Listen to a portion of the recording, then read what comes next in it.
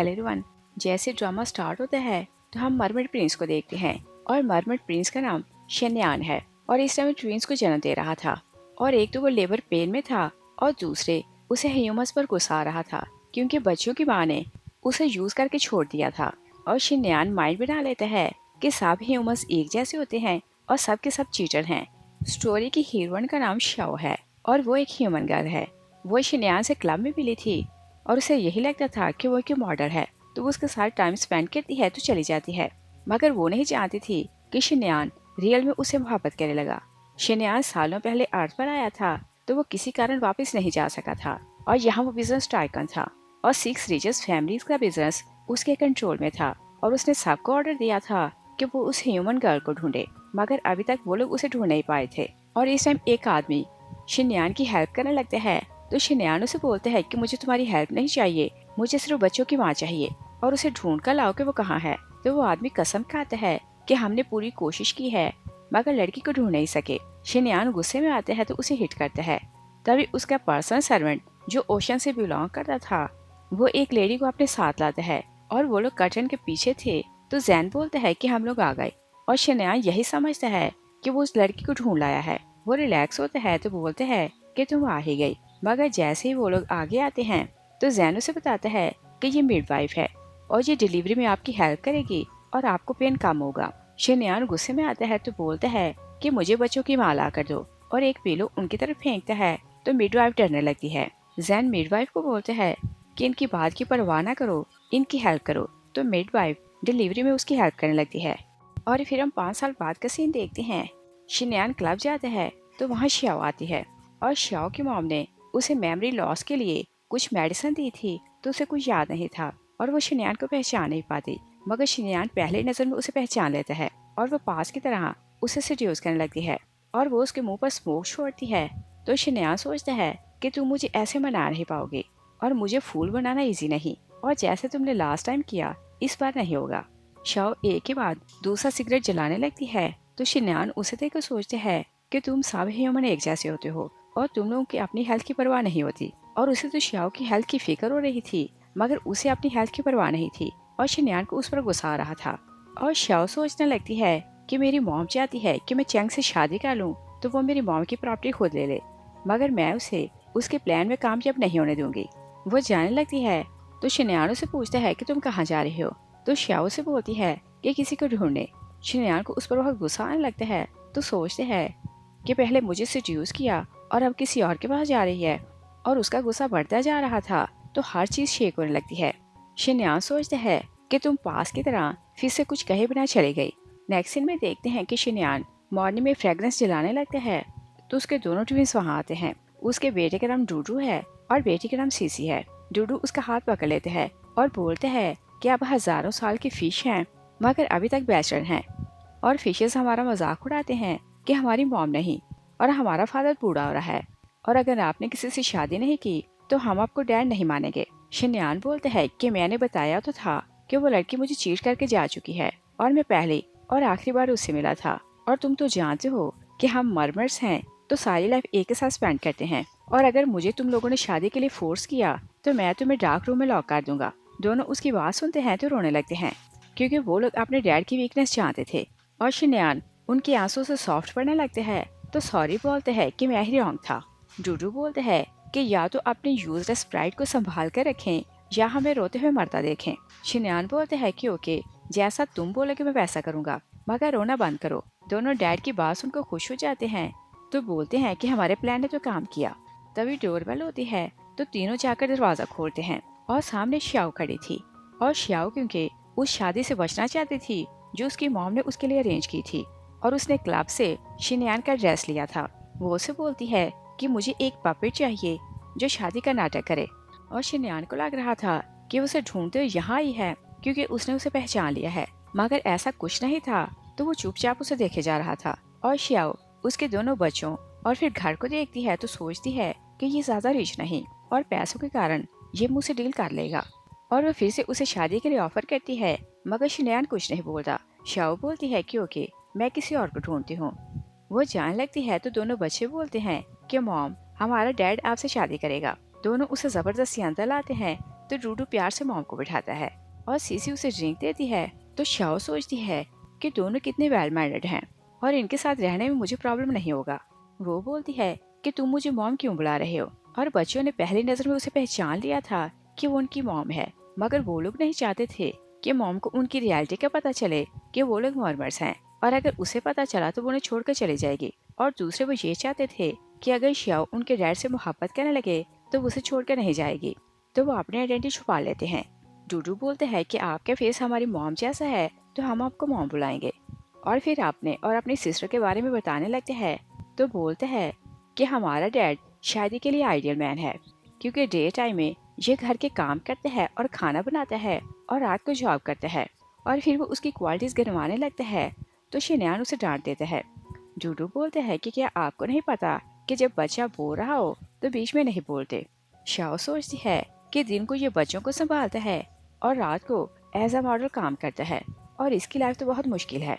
और डूडू गैस कहने लगता है कि शादी के लिए डैड के पॉइंट कम हैं, तो इसी कारण शाओ ने हाँ नहीं बोला। वो बोलते हैं कि देखें, मेरा डैड बहुत स्ट्रांग है और इसे खाना बनाना भी आता है, और आपको ऐसा हाउस हस्बैंड और कहीं नहीं मिलेगा। शाओ झट से सामने एग्रीमेंट रखती है, तो बोलती है कि मुझसे कॉन्ट्रैक्ट मैरिज करो और मैं तुम्हें मंथली 5 लाख दूंगी। और शिनयान कुछ बोलने लगते हैं। डूडू उसका हाथ पकड़ते हैं तो थंब प्रिंट लगा देता है। शाओ बोलती है कि ओके, कॉन्ट्रैक्ट हो चुका है, कल मैं शादी के लिए आऊंगी। वो जाने लगती है तो दोनों बहन भी प्यार से उसे बाय बोलते हैं और उसके जाने तक उसे देखकर स्माइल करते रहते हैं।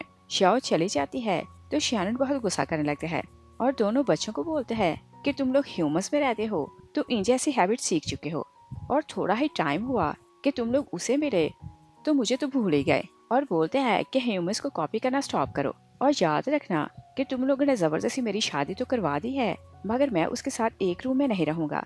दोनों उसकी बात सुनकर हंसने लगते हैं।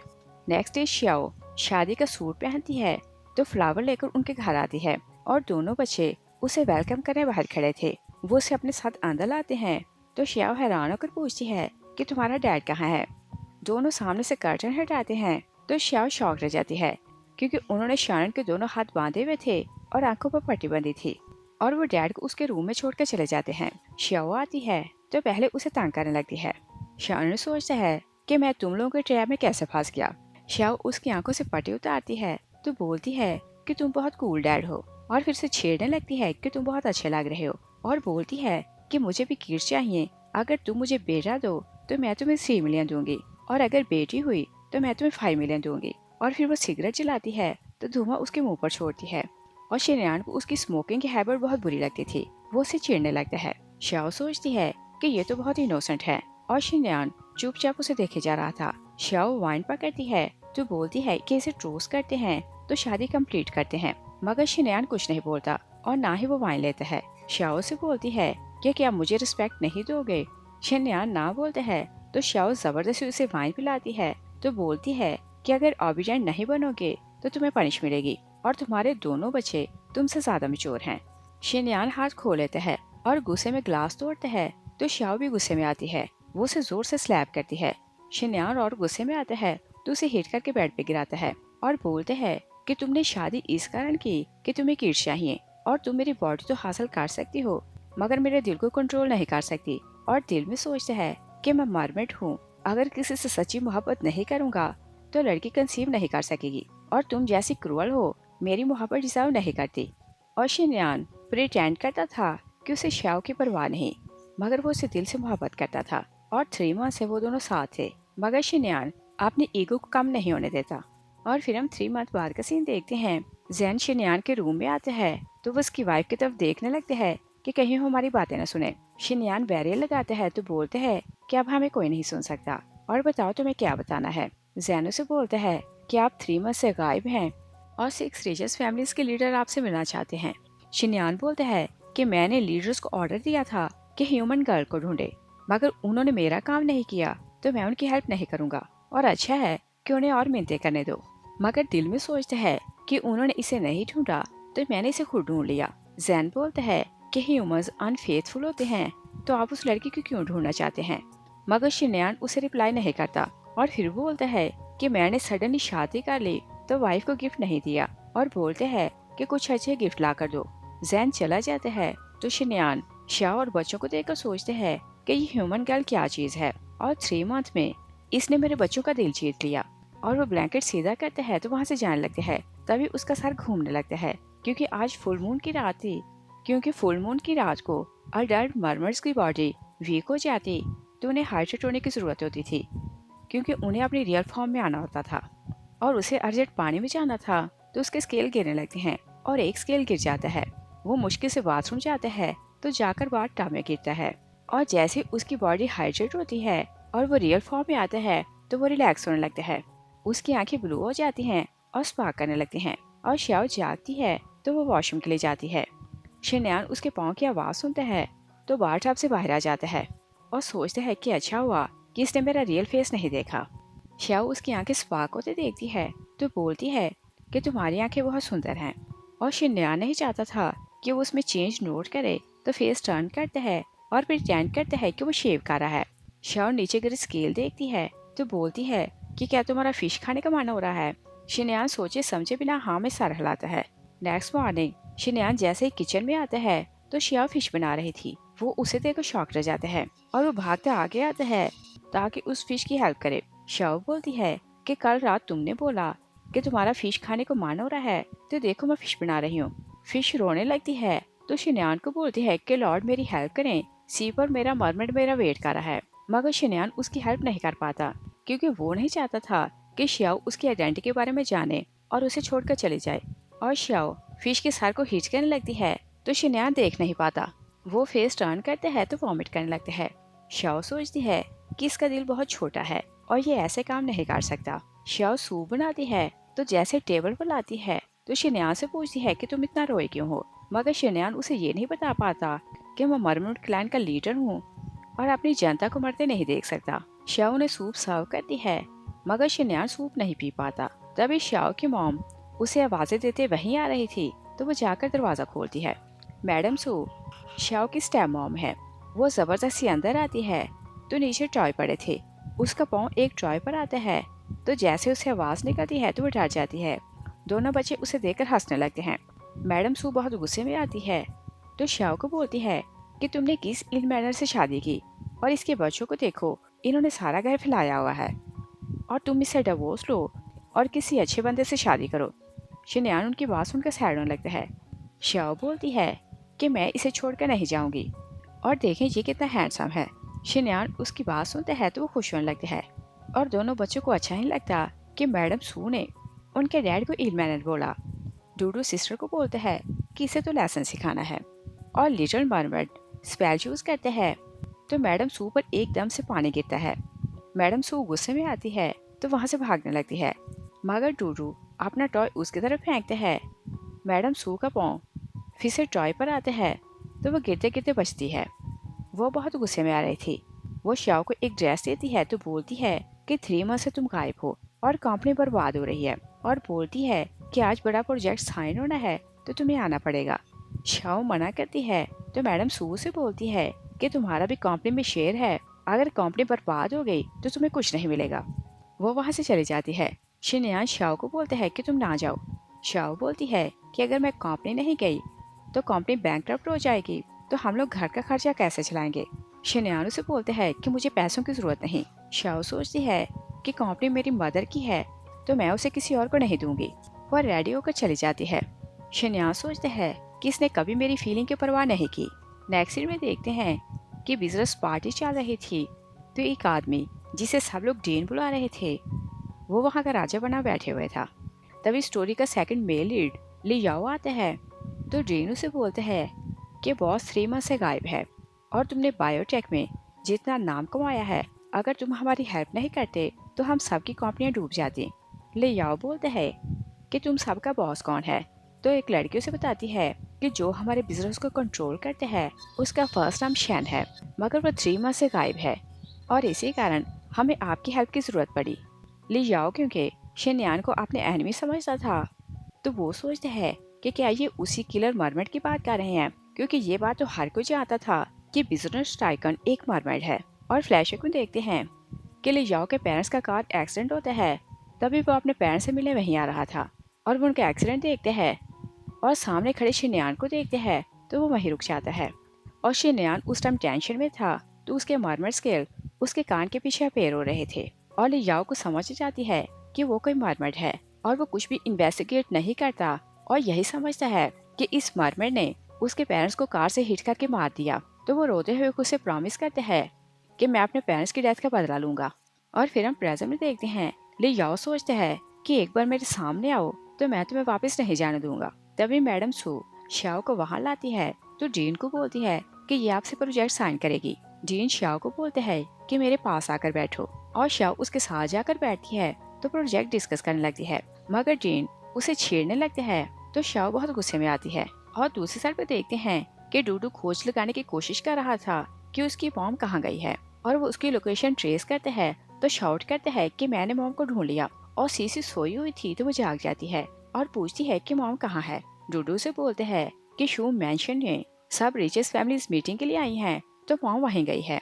और बोलते हैं कि मैडम सू मॉम को सेल करने वाली है, तो हमें जाकर उसकी हेल्प करनी है। सीसी बोलती है कि जल्दी चलो। दोनों जाने लगते हैं कि डूडू वापस आता है तो डैड के लिए नोट लिखता है और बताता है कि हम शू मेंशन मॉम को बचाने जा रहे हैं, और अगर आप हीरो बनना चाहते हैं तो आकर मॉम की हेल्प करना। तो दोनों वहाँ से चले जाते हैं। और दूसरी साइड पे देखते हैं कि जीन शाओ को छेड़ने लगते हैं, तो वो उसका हाथ पकड़ लेती है। जीन उसे बोलते हैं कि क्या तुम नहीं जानती कि मैं कौन हूँ, और मैं तुम्हारी फैमिली को बैंकरप्ट कर सकता हूँ, और अगर तुम मेरी गर्लफ्रेंड बनो तो मैं तुम्हें रिवार्ड दूंगा। शाओ उस पर वाइन फेंकती है तो वहाँ से जाने लगती है, मगर डीन उसका हाथ पकड़ लेते हैं। तभी डूडू और सीसी आते हैं, तो डूडू बोलते हैं कि मेरा डैड आने वाला है, और क्या तुम्हें नहीं पता कि वो कौन है, और वो सबको एक साथ लेसन सिखाएगा। मैडम सू बोलती है कि हाँ मुझे पता है, वो छोटा सा म्यूजिशियन है और तुम उसकी वर्शिप ऐसे करती हो कि जैसे कोई गॉड हो। सीसी को उस पर गुस्सा आता है, तो वो उसके हाथ पर बाइट करती है। मैडम सू उसे पुश करने लगती है, तो शाओ उसे बचाते पूल में जा गिरती है, और उसे स्विमिंग नहीं आती थी तो वो हेल्प के लिए शाउट करने लगती है। और लियाओ उसे जानता था तो वो उसकी हेल्प के लिए जाने लगती है। तभी शिनयान गार्ड्स के साथ वहाँ आते हैं, तो बच्चे बोलते हैं कि डैड मॉम को बचाएं। शिनयान पानी में कूद जाता है, और जैसे वो पानी में जाते हैं तो डूडू मून को देखते हैं तो वरीड होने लगते हैं और सोचते हैं कि आज फुल मून की रात है तो डैड की रियल अपीयरेंस सबके सामने आएगी। और शिनयान के गार्ड्स उसकी रियलिटी जानते थे, तो वो पूल के सामने खड़े हो जाते हैं और लाइन बना लेते हैं ताकि कोई ना देख ना सके। मगर लियाओ साइड पर खड़ा था, तो वो शिनयान की रियल अपीयरेंस देख लेता है। और दोनों बच्चे जानते थे कि विजय स्ट्राइकर उनका डैड है और जैन उसका राइट हैंड है। डूडू सबको डिस्ट्रैक्ट करना चाहता था ताकि वो उसके डैड की तरफ ना देखें। वो जैन को आते देखते हैं तो इशारा करते हैं कि लॉर्ड ऑफ हैंड आ गया। एक लड़की बोलती है कि ये तो लॉर्ड एन का राइट हैंड है, तो ये बच्चे इसे कैसे जानते हैं। सब लोग जैन की तरफ जाते हैं, तो मैडम सूज की रिक्वेस्ट करती है कि प्लीज हमारी हेल्प करें, हमारी कंपनी डूब रही है। तभी शिनयान शाओ को पानी से बाहर लाता है, तो लियाओ को उस पर बहुत गुस्सा आ रहा था। वो नाइफ उठाता है तो उसे हर्ट करने के लिए आगे जाने लगता है, और सब लोग जैन से पूछते हैं कि लॉर्ड क्यों नहीं आया। जैन बोलता है कि तुम ह्यूमंस ने उन्हें ऑफेंड किया, तो वो तुम लोगों की हेल्प के लिए क्यों आएगा। तभी वो शिनयान को देखते हैं तो भागकर उसकी हेल्प के लिए जाता है। दोनों बच्चे भी वहाँ चले जाते हैं और उसके अराउंड लोग जमा हो जाते हैं, तो लियाओ का प्लान फेल हो जाता है। शिनयान जैन को बोलता है कि बच्चों को यहाँ से ले जाओ। वो दोनों को ले जाता है, और मैडम सू शाओ को देखती है तो अग्रेसिव होने लगती है। वो उसे स्लैप करने लगती है कि तुमने मेरा प्लान बर्बाद कर दिया। शिनयान उसका हाथ पकड़ लेता है और बोलते हैं कि तुम्हें किसने हिम्मत दी कि मेरी वाइफ को हर्ट करो। और वो जोर से उसका हाथ पकड़ता है, और उसके गुस्से के कारण लाइट्स स्पार्क होने लगती हैं और हर चीज हिलने लगती है।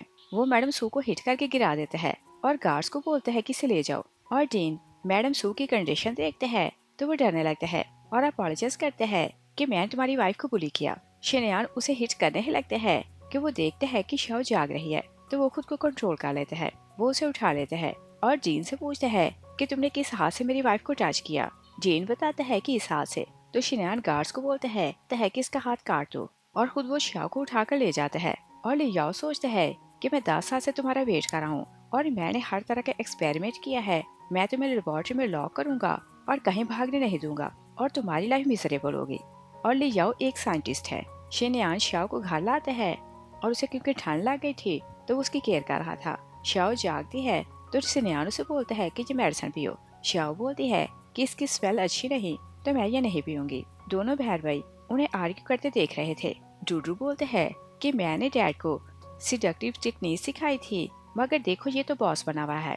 और अगर ऐसे ये मॉम से बात करेगा तो वो इससे मोहब्बत कैसे करेगी। तो सीसी उसे बोलती है कि चलो बैट लगाते हैं, डैड मॉम को मना लेगा। और शाओ जिद करने लगती है कि उसे मेडिसिन नहीं पीनी। शिनयान मेडिसिन मुंह में डालते हैं तो जबरदस्ती उसे पिला देते हैं।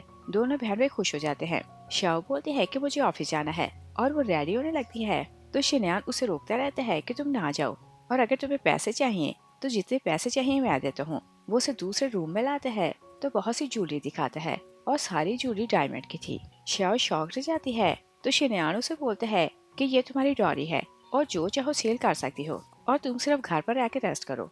शाओ बोलती है कि तुम मेल मॉडल हो और तुमने अपना चार्म दिखाकर ये सारे गिफ्ट रिसीव किए हैं, और फिक्र ना करो, मैं कंपनी जाऊंगी तो जैसे मेरा बिजनेस अच्छा चलने लगे तो मैं तुम्हें डायमंड की रिंग दूंगी। तो शिनयान से बोलता है कि मैं मैरिड हूँ और मैं मेल मॉडल का काम छोड़ चुका हूँ और मैं खर्चा चला सकता हूँ, तो मैं कंपनी जाने की जरूरत नहीं। मगर शाओ चली जाती है। सीसी सैड होकर भाई को बोलती है कि हमारा डैड तो बहुत वीक है। और शाओ कंपनी जाती है तो गार्ड उसे रोक लेते हैं। शाओ बोलती है कि क्या पता नहीं कि 48% शेयर मेरे हैं, तो कंपनी की ऑनर मैं हूँ और तुम मुझे रोक क्यों रहे हो। तभी उसकी मॉम और शेयर होल्डर्स आते हैं। तो मॉम उसे बोलती है कि 10 साल से कंपनी मैं संभाल रही हूँ, तो तुम्हें इससे कोई भी मतलब नहीं कि कंपनी में क्या हो रहा है और क्या पता है कि हमें कितना लॉस हुआ है। शाओ ने रिपोर्ट दिखाती है तो बोलती है कि 10 साल से तुम्हारे कारण कंपनी लॉस में जा रही है, और रिपोर्ट दिखाती है कि कैसे इसे फिर से एस्टेब्लिश किया जाएगा। शेयर होल्डर्स रिपोर्ट देखते हैं तो मैडम सू को ब्लेम करते हैं कि आपके कारण कंपनी डूबती जा रही है, तो हम आपके अंडर काम नहीं करेंगे। और वो शाओ को बोलते हैं कि कंपनी आप संभालें। दूसरी साइड पर देखते हैं कि लियाओ एक रेस्टोरेंट जाता है तो पूछते हैं कि रेस्टोरेंट खाली क्यों है। और लियाओ क्योंकि चैन कंपनी का डायरेक्टर है तो लड़की उसे बोलती है कि डायरेक्टर, आपके अलावा किसी गेस्ट को आने की परमिशन नहीं, क्योंकि सारा रेस्टोरेंट बुक है और आप क्योंकि स्पेशल है तो आपको आने की परमिशन दी गई। और वह हैरान होता है कि रेस्टोरेंट बुक किसने करवाया।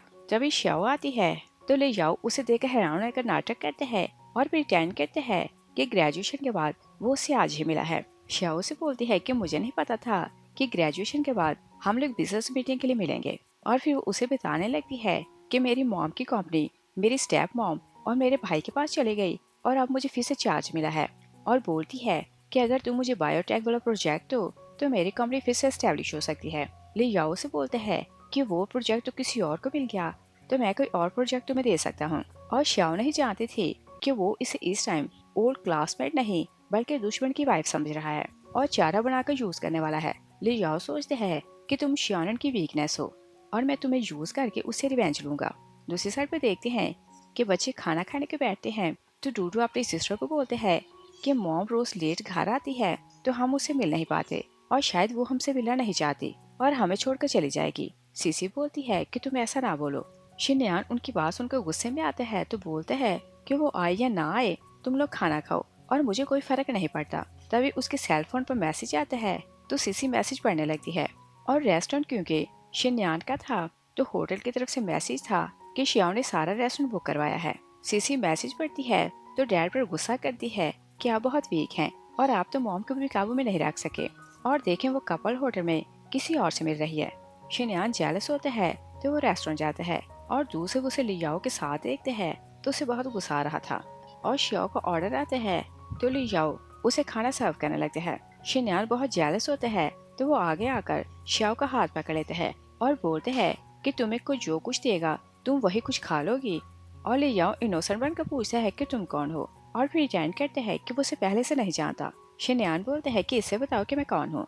तो शियाओ लियाओ को बताती है कि ये मेरा हस्बैंड है। लियाओ सोचते हैं कि तुम मेरे सामने आ ही गए और ये तो अच्छा हो गया क्योंकि मेरा रियल गोल तो तुम ही हो। शियाओ शिनयान को बोलती है कि ये जेलस होने का टाइम नहीं, तुम घर जाकर बच्चों की केयर करो।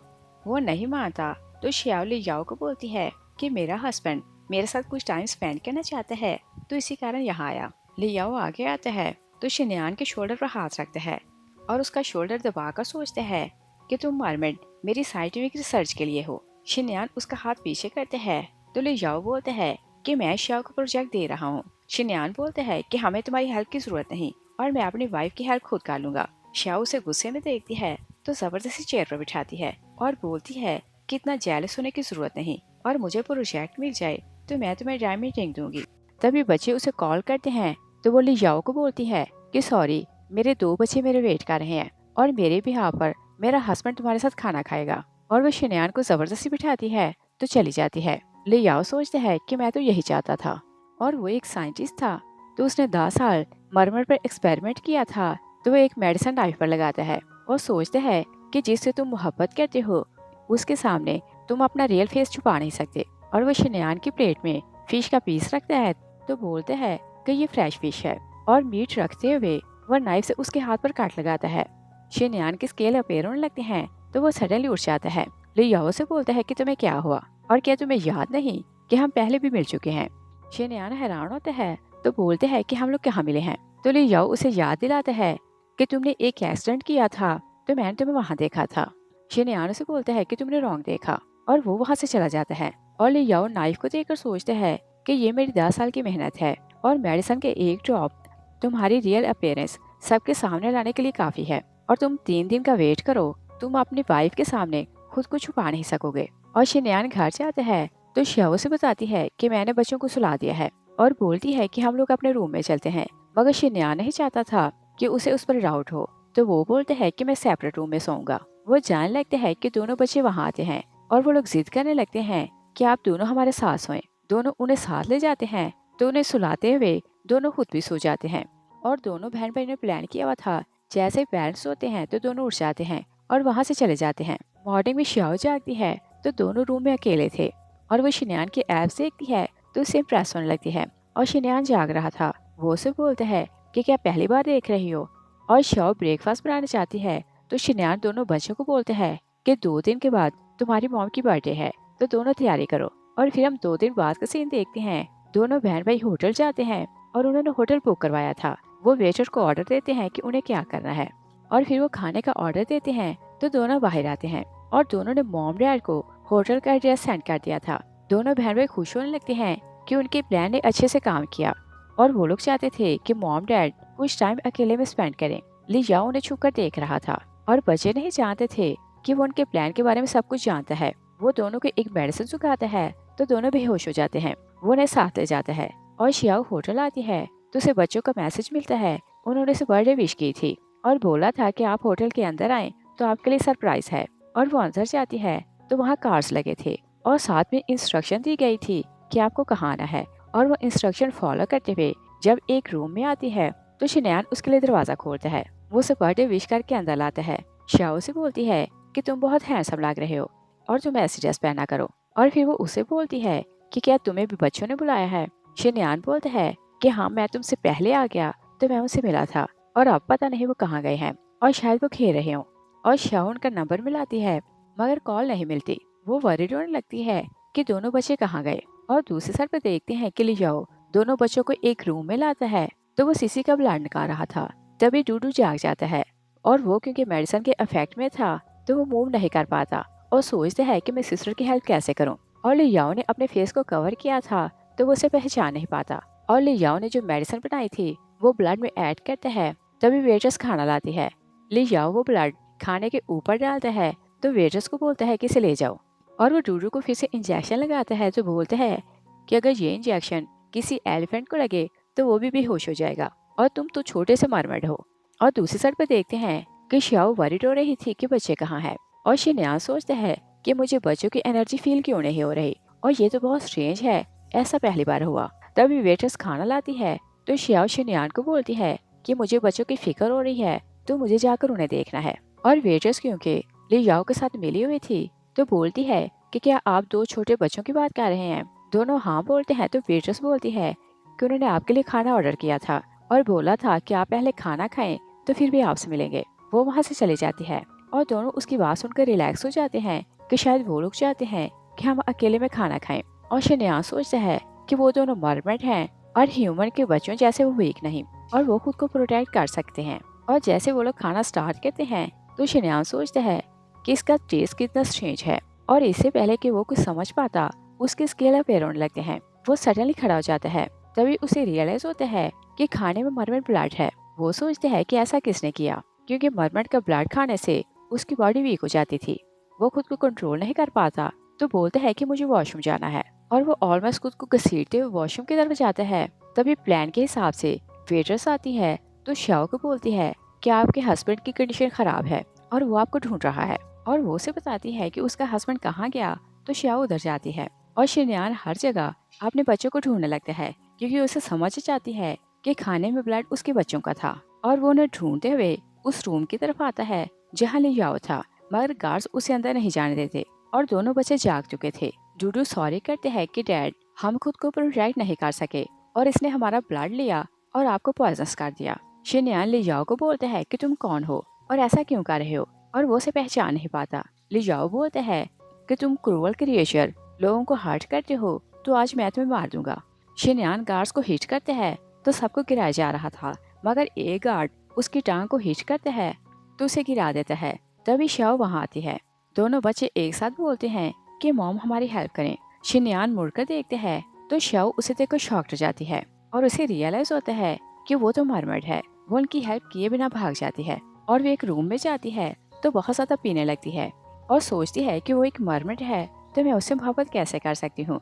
और फिर वो उस टाइम को याद करने लगती है जब उसने फैमिली के साथ स्पेंड किया था। वो सोचती है कि मुझे उनकी हेल्प करनी चाहिए। तभी लियाओ उसे कॉल करते हैं तो बोलते हैं कि वो एक मरमेड है तो तुम्हें उसके साथ नहीं रहना। तो शाओ बोलती है कि हाँ, मुझे पता चल गया है कि वो एक मरमेड है। तभी शिन्यान आता है तो उसकी बात सुनकर सैड होने लगता है और सोचते हैं कि मैं स्टार्ट ही से तुम्हें बताना चाहता था, मगर टाइम का वेट कर रहा था और अब मैं बहुत लेट हो गया। शाओ उसे देखती है तो वो उसे डरने लगती है और वो भागते बाहर चली जाती है। शिन्यान उसके पीछे जाता है और शाओ होटल के बाहर जाती है तो शिन्यान उसका पीछा कर रहा था। तभी लियाओ के लोग शिन्यान को ढूंढने लगते हैं तो वो छुपने लगता है। तभी शाओ उसे देख लेती है तो वो उसे छुपा लेती है और फिर वो उसे अपने घर लाती है और बोलती है कि मैं तुमसे नाराज हूँ, मगर मैं नहीं चाहती कि वो लोग तुम्हें ढूंढे और ये मेरा घर है और तुम यहाँ सेफ हो। और फिर उसे बताती है कि मैंने बच्चों को रेस्क्यू करवा लिया और वो बिल्कुल सेफ हैं। और दोनों बच्चे छुपकर उन्हें देख रहे थे, मगर वो उनकी बातें सुन नहीं पाते। शाओ से बोलती है कि तुम मरमेड हो तो तुम्हारी टेल कब निकलती है। तो शिन्यान से बताता है कि जब फुल मून की रात होती है तो मेरी बॉडी वीक हो जाती है और मैं खुद को कंट्रोल नहीं कर सकता, तो जैसे ही पानी में जाता हूँ तो मेरी टेल निकल आती है। शाओ से बोलती है कि चाहे तुम मरमेड हो, मगर आपसे तुम मेरे हो और अपनी फैमिली की केयर करना मेरी रिस्पॉन्सिबिलिटी है। तभी दोनों बच्चे उन्हें देख लेते हैं तो शाओ बाहर जाती है और पूछने लगती है कि तुम्हें क्या चाहिए। जैन अपेयर होता है तो पूछता है कि आपकी इंजरी अब कैसी है। शिन्यान से बोलते हैं कि वो जो कोई था बहुत टैलेंटेड था और हर चीज का मास्टरमाइंड वही था और उसकी टीम भी बहुत ट्रेंड थी और पूरी प्लानिंग हुई थी, तो उन्होंने हमें ट्रैप कर लिया। और फिर बोलते हैं कि मैं हैरान हूँ कि मेरी सारी डिटेल्स उसके पास कैसे आई। जैन से बोलते हैं कि आप ये रिपोर्ट देखें और उसे बताता है कि सालों पहले एक लेबोरेटरी मरमर पर एक्सपेरिमेंट करना चाहती थी, तो उन्होंने उसे ट्रैप करके बाहर निकाला और फिर उसका ब्लड निकाला तो उसे एक ड्रग बनाई। और वो लोग एक्चुअली सी क्रिएचर पर एक्सपेरिमेंट करना चाहते हैं और उन्हें हर्ट करके ह्यूमंस को बेनिफिट देना चाहते हैं। शिन्यान बोलते हैं कि पता लगाओ कि मास्टरमाइंड कौन है। नेक्स्ट सीन में देखते हैं कि लियाओ शाओ के घर आते हैं तो बोलते हैं कि मैं कंपनी गया तो मुझे पता चला कि तुम बीमार हो तो कंपनी नहीं आई। शाओ से बोलती है कि मैं नहीं, मेरा हस्बैंड बीमार है। डूडू और सीसी उसे देखते हैं तो सोचते हैं कि इसे स्ट्रेंज स्मेल क्यों आती है और वो चाहकर भी उसे याद नहीं कर पाते। शाओ उसे अंदर लाती है तो बोलती है कि मैं टी लाती हूँ और बच्चे भी उसके साथ किचन में चले जाते हैं। और लियाओ का अपना प्लान था, वो शिन्यान के रूम में जाता है। शिन्यान वॉशरूम से बाहर आता है तो पूछता है कि तुम यहाँ क्या कर रहे हो और ये मेरा बेडरूम है। लियाओ से बोलते हैं कि तुम्हारी वाइफ मेरी क्लाइंट है तो मेरी रिस्पॉन्सिबिलिटी है कि उसकी केयर करूँ, मगर दिल में सोचता है कि मैं नहीं चाहता कि तुम उसके साथ अकेले रहो और मैं उसे तुमसे सेपरेट कर लूंगा। शाओ आती है तो बोलती है कि तुम लोग यहाँ क्यों हो। सब लोग बाहर आते हैं तो शाओ लियाओ को टी देने लगती है तो शिन्यान हाथ आगे करता है, मगर वो टी लियाओ को पकड़ाती है। शिन्यान बहुत जेलस होने लगता है और दोनों बच्चों को भी गुस्सा आ रहा था। शिन्यान बोलता है कि तुम्हें पता है कि ये टी मेरी फेवरेट है तो तुमने इसे क्यों दी। शाओ से बोलती है कि ये जेलस होने का टाइम नहीं और हमें बिजनेस की बात करनी है तो बात करने दो। और लियाओ शिन्यान को और जेलस करना चाहता था तो शाओ को बोलते हैं कि मुझे अपना कॉन्टैक्ट नंबर दो और तुम्हारा फोन नंबर मेरे पास नहीं था तो मुझे यहाँ आना पड़ा, और अगर फोन नंबर होगा तो मैं जब चाहूँ तुमसे कॉन्टैक्ट कर सकता हूँ। वो उसे अपना फोन नंबर देती है तो डूडू सोचते है कि मुझे अपने डैड की मोहब्बत को प्रोटेक्ट करना है और वो स्पेल यूज करते हैं तो लियाओ का हाथ शेक करने लगता है और फिर वो अपनी चाय अपने कोट पे गिरा लेता है। तो शाओ गुस्से में डूडू को देखती है और मना करती है कि स्पेल यूज ना करना और वो लियाओ को कोट साफ करने लगती है और जूटू नहीं जानता था कि उसका प्लान उल्टा हो जाएगा और वो लियाओ को बेनिफिट देगा और उसका डैड और जेलस होगा। शाओ बोलती है कि घर के पास एक स्टोर है तो हम तुम्हारे लिए ड्रेस लेते हैं।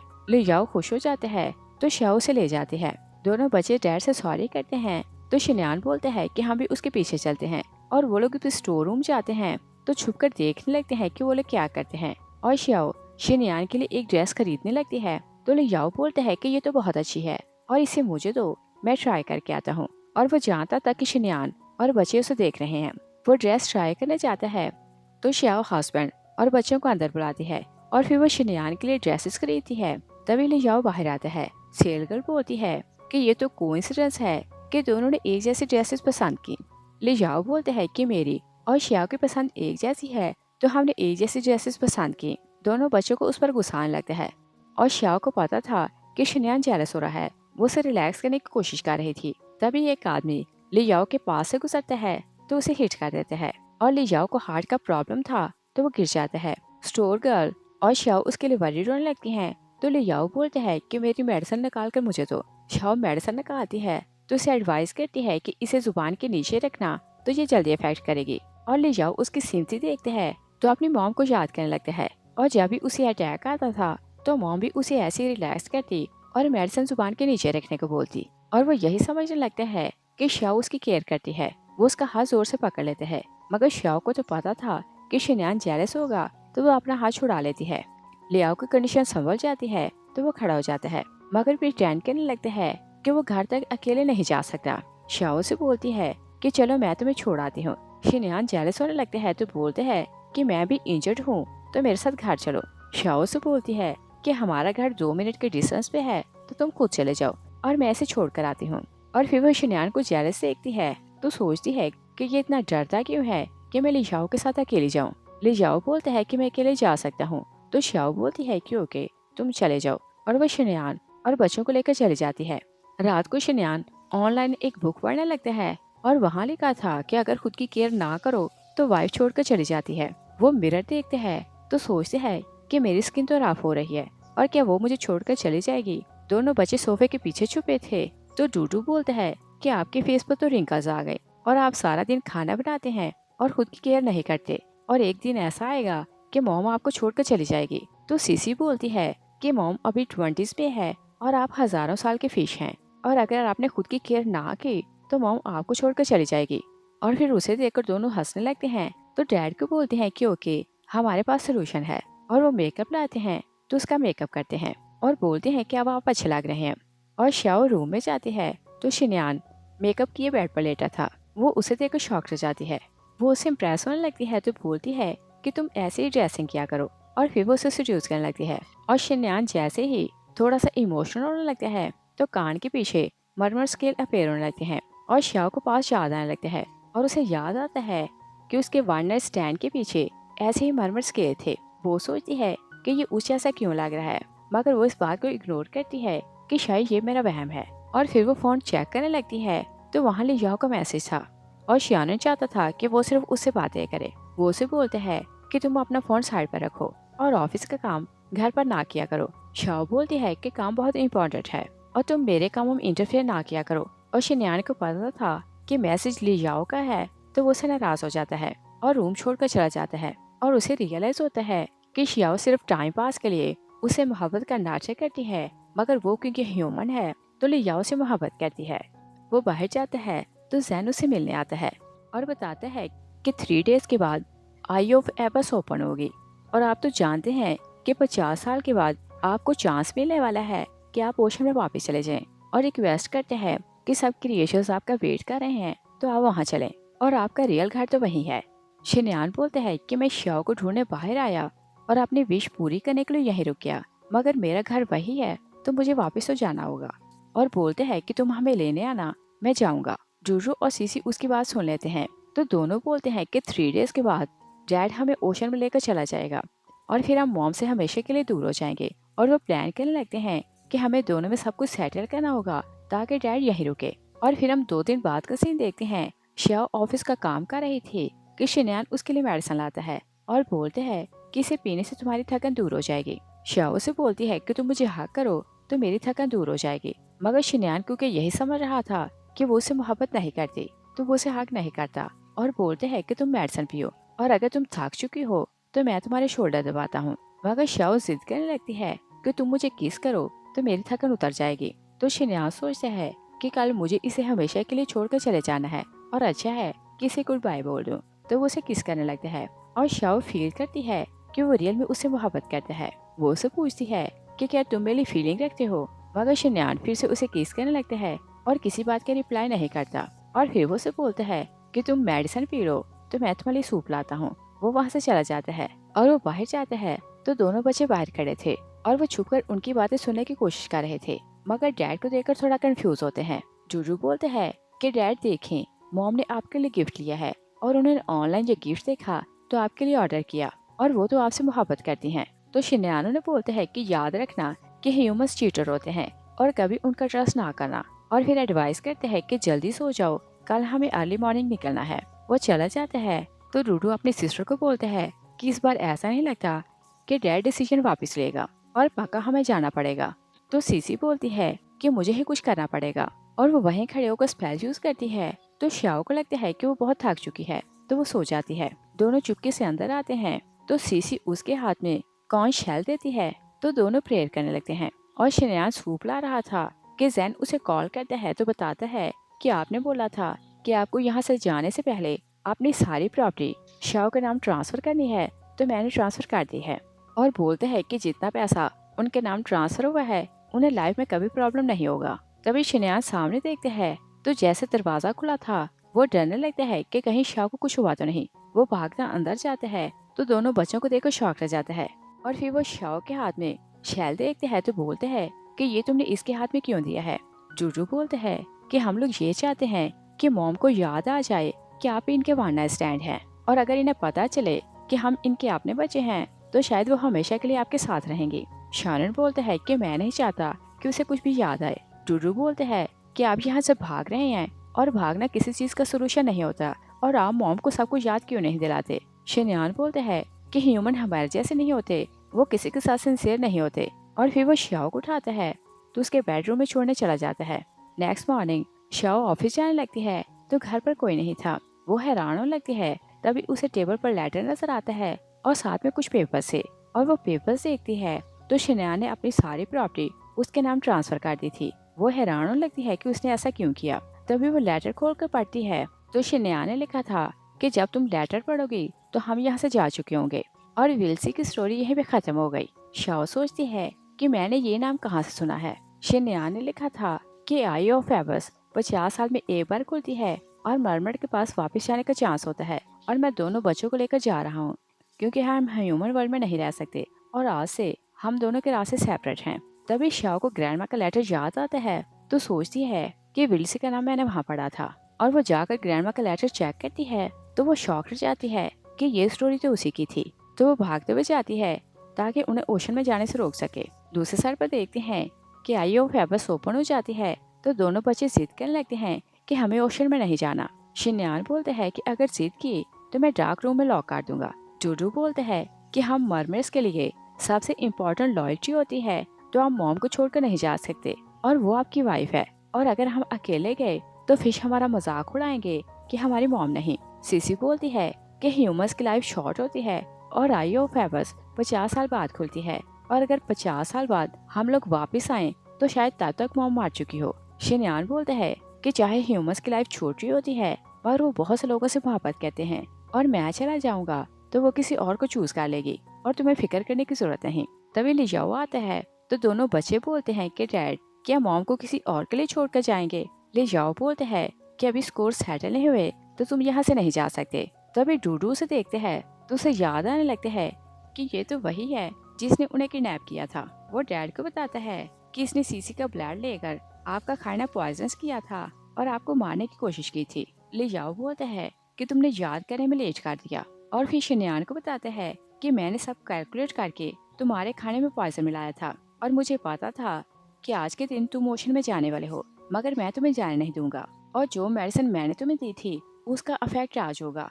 तभी दोनों बच्चे बेहोश हो जाते हैं तो शिनयान उनके लिए वरी होने लगता है और शिनयान को ब्लड की वॉमिट होती है तो वो लिजाओ को बोलते हैं कि तुम मेरे साथ ऐसा क्यों कर रहे हो। और मैंने तुम्हारा क्या बिगाड़ा है।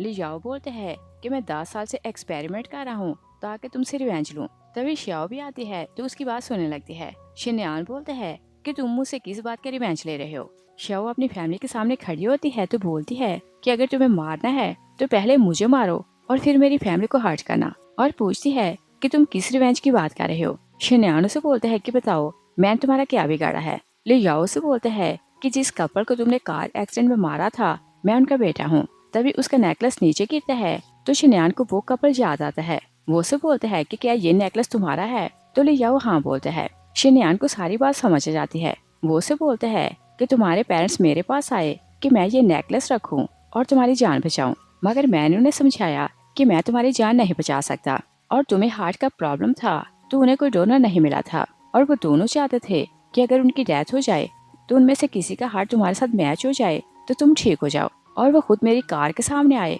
और आपने एक्सीडेंट किया, और अगर तुम्हें मेरी बात का ट्रस्ट नहीं तो हॉस्पिटल कॉल करो और कंफर्म करो। ले जाओ अपने डॉक्टर को कॉल करते हैं जिसने उसका ऑपरेशन किया था, और वो कंफर्म करते हैं तो डॉक्टर से बोलते हैं कि जिस कपल का एक्सीडेंट हुआ था उनमें से एक का हार्ट आपके साथ मैच कर गया तो आपका ऑपरेशन हुआ, और फिर वो नाम बताता है कि वो लोग कौन थे।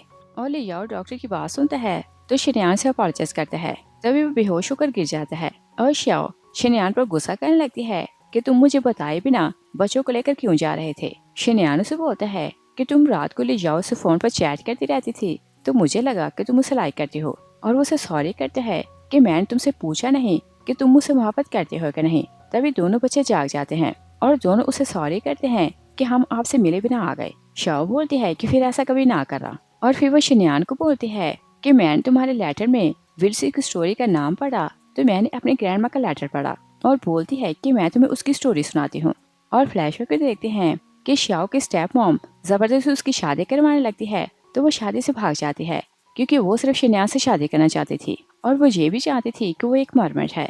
मगर चैंग अपने गार्ड्स के साथ उसे फॉलो करते हैं तो उसे पकड़ लेते हैं और बोलते हैं कि क्या वो मरमेड मुझसे अच्छा है और तुम शादी से भाग क्यों नहीं हो। तो शाओ बोलती है कि वो मेरा पार्टनर है तो उसके पास जाना मेरी रिस्पॉन्सिबिलिटी है। ले याओ से बोलते हैं कि तुम उस मरमेड को लाइक करती हो तो कभी उसे देख नहीं पाओगे, और वो गार्ड्स को बोलता है कि इसे लॉक कर दो और सारी लाइफ के लिए ये वहाँ से निकल नहीं सकती। और फिर हम प्रेजेंट में देखते हैं शाओ से बताती है कि 4 साल के लिए मेरी मॉम ने मुझे लॉक रखा और वो लोग मुझे मेडिसिन देते थे ताकि मैं पास को भूल जाऊं, और मेरी ग्रैंडमा ने मरने से पहले मेरे लिए लेटर लिखा था और मुझे रिमाइंड करवाया था कि मैं एक मरमेड से मोहब्बत करती हूँ तो मुझे सिर्फ उसी से मोहब्बत करनी है, मगर मैं नहीं जानती थी कि वो मरमेड तुम हो। शिन्यान बोलता है कि मुझे नहीं पता था कि तुम्हें लॉक किया गया तो इस कारण तुम मुझसे मिलने नहीं आई, और मुझे लगा कि ह्यूमंस चीटर होते हैं तो हर किसी को चीट करते हैं। और फिर वो प्रॉमिस करते हैं कि हम दोनों कभी सेपरेट नहीं होंगे। बच्चे उनकी बात सुनकर खुश होने लगते हैं। नेक्स्ट सीन में देखते हैं कि श्याओ